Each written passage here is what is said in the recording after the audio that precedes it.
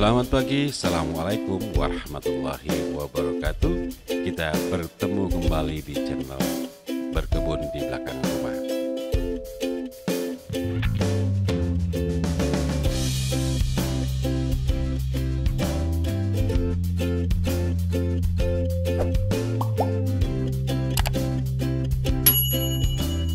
Assalamualaikum warahmatullahi wabarakatuh. Kita ketemu lagi di sore hari. Pada kesempatan kali ini di channelnya Berkebun di Belakang Rumah.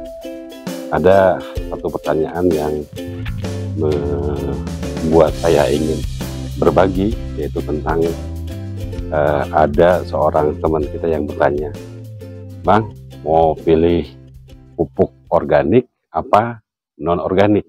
Nah, sebetulnya ini menjelaskannya agak sedikit panjang ya, tapi saya kasih sebuah ringkasan saja.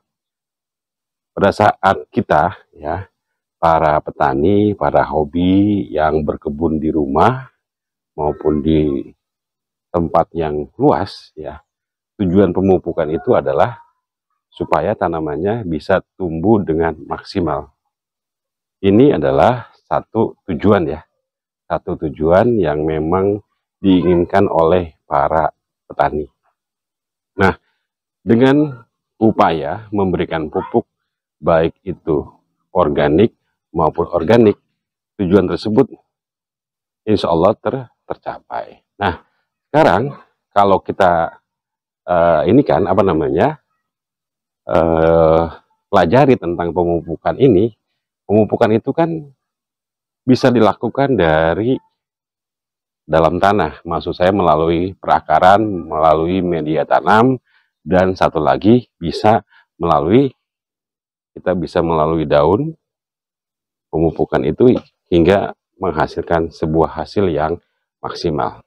Nah, tujuan pemupukan ini sering orang yang menganggap, saya lebih baik yang organik, tidak merusak lingkungan. Satu lagi, saya lebih baik menggunakan pupuk non organik supaya bisa memacu pertumbuhan. Baik, kita akan ambil sampel-sampelnya dulu ya. Satu ya, yang pertama kita pupuk organik. Pupuk organik adalah sebuah pupuk yang dibuat dari bahan-bahan alam ya, yang disediakan oleh alam, limbah dan ranting pohon dan lain-lain sebagainya ya, sehingga bisa dimanfaatkan untuk pemupukan. Itu adalah pupuk organik. Sedangkan pupuk non organik atau orang sebut juga dengan pupuk kimia, ini orang sering pupuk ini berasal dari bahan-bahan anorganik atau bahan kimia. Kedua pupuk tersebut memiliki kekurangan dan kelebihan. Sekarang kita masuk ke pupuk organik dulu. Apa sih pupuk organik kelebihannya? Yang pertama, yang jelas stoknya banyak ya. Persediaan pupuk organik itu banyak. Bisa melalui bekas-bekas atau bahan-bahan sisa limbah yang ada di rumah, ataupun bisa dari ranting daun yang jatuh di perkarangan kita. Itu bisa dimanfaatkan untuk pupuk organik. Sedangkan kelebihan selanjutnya adalah pupuk organik itu, yang kedua, dia selain memberikan nutrisi juga merawat perakaran ya, karena biasanya pupuk organik itu berkesinambungan dengan mikroorganisme.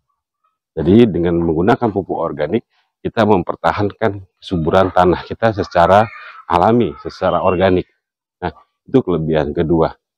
Kelebihan yang ketiga adalah tidak merusak lingkungan.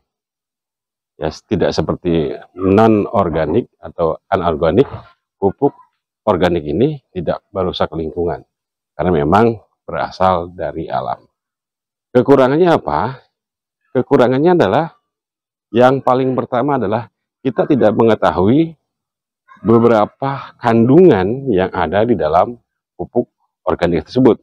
Kalau kita hanya petani rumahan ya, kemudian skala kecil, ini sulit ya, sulit melakukan apa sih yang terkandung gitu ya, yang terkandung di pupuk organik ini gitu ya. Kalau mungkin di lab pertanian, pertanian yang skala besar yang memiliki peralatan cara mengetes berapa sih nitrogen, berapa sih eh, fosfat dan berapa sih kalium, apakah mengandung kalsium dan sebagainya, ini serasa tidak jadi masalah. Tapi pada saat kita sebagai seorang petani yang biasa-biasa saja, ini akan jadi kendala ya. Jadi kita tidak bisa mentargetkan ya, memberikan apa sih untuk kebutuhan tanaman kita, karena kita sendiri tidak tahu ya kondisi dari eh, pupuk organik yang kita bikin atau kita buat, ini kekurangannya. Kemudian sekarang kita masuk ke pupuk non organik atau anorganik. Nah, pupuk ini diproduksi oleh para perusahaan ya yang bergerak di bidang pertanian. Salah satu kelebihannya adalah tadi yang pertama, organik atau anorganik ini kandungan dari sebuah pupuk itu kita ketahui, tidak seperti pupuk organik. Pupuk kimia biasanya pada saat kita beli sudah tertera kemasan, ya, tertera kandungan di dalam kemasan. Misalnya N-nya berapa persen, nitrogennya, kemudian fosfatnya berapa persen, kemudian juga kaliumnya berapa persen. Nah, dengan diketahuinya jumlah atau kandungan yang tertera dalam pupuk tersebut, ini bisa kita siasati untuk pemupukan dengan tujuan yang lebih baik lagi. Ya, jadi kalau masa vegetatif tanaman itu dari kecil sampai dia menanjak agak dewasa, dia membutuhkan apa? Biasanya kita membutuhkan nitrogen dan fosfat yang lebih tinggi. Nah, dengan pupuk non organik ini kita bisa memberikan. Kenapa? Kandungannya tertera pada kemasan dan sudah jelas.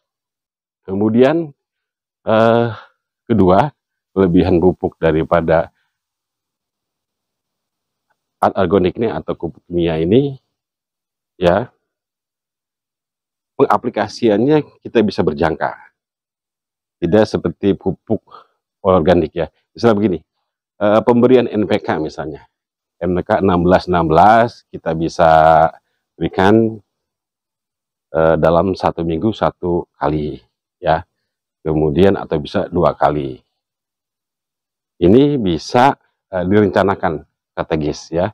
Kemudian kita bisa susun jadwal dari vegetatif ke generatif ya, kemudian masa pembungaan, masa pembuahan, dan menghasilkan buah ini butuh pupuk apa gitu ya. Jadi inilah rutenya jadi jelas. Jadi terjadwal dengan baik. Kekurangan dari pupuk non organik atau pupuk kimia ini biasanya yang dikatakan oleh masyarakat adalah mencemari lingkungan juga. Kemudian membuat media tanam itu tidak baik. Lama-lamaan kalau penggunaannya terus-menerus, media tanam akan rusak dan sebagainya. Itu adalah kekurangan dari daripada pupuk non organik. Tetapi juga saya bisa garis bawahi ya, untuk pupuk non organik ini perlu juga jadi perhatian. Ya, kalau kita menggunakannya secara berlebih juga keasaman tanah ini bisa akan jadi masalah juga ya. Jadi keasaman tanah mesti kita pertahankan. Maksud saya pH tanah itu harus kita pertahankan. Jangan sampai pH tanah di tanaman kita, di pot atau sebagainya ini akan turun. Banyak tanaman yang tidak sanggup dengan pH rendah. Dan pasti pada saat proses tanaman juga tidak sanggup atau tidak terserap nutrisi yang ada di dalam tanah itu kalau misalnya pH-nya terlalu rendah. Ya, jadi kita harus tidak bisa melakukan pemupukan terus-menerus juga ya. Jadi kesimpulannya bagaimana? Apa yang harus kita perbuat nih? Pilih yang organik, apa pilih yang non-organik? Kalau menurut saya, pertanian yang cerdas, dia selalu melakukan kegiatan dirinya dan untuk tanamannya dengan teknologi dan bersatu dengan alam. Ya, tuh di ini terus sih sama si belang ya. Jadi sekarang pilihan kita bagaimana? Apakah kita memilih pupuk organik atau pupuk non organik? Ya, dari hal jabaran tadi saya di atas ya, bahwa kita mau pilih yang mana. Nah, itu kembali kepada diri kita semuanya ya. Apakah kita menggunakan pupuk organik ataupun non organik. Tetapi ya, dewasa ini perkembangan zaman, perkembangan teknologi semakin berkembang, dan kita mengharapkan menghasilkan sebuah tanaman yang sehat dan banyak manfaatnya khusus kita. Ya, jadi kita bisa melakukan dari dua hal tersebut kalau menurut saya. Organik tetap digunakan, non organik juga tetap digunakan dengan perilaku yang bijak. Kenapa dengan perilaku yang bijak? Pilihan dari apakah kita memilih pupuk organik ataupun non organik itu kembali kepada diri kita masing-masing ya.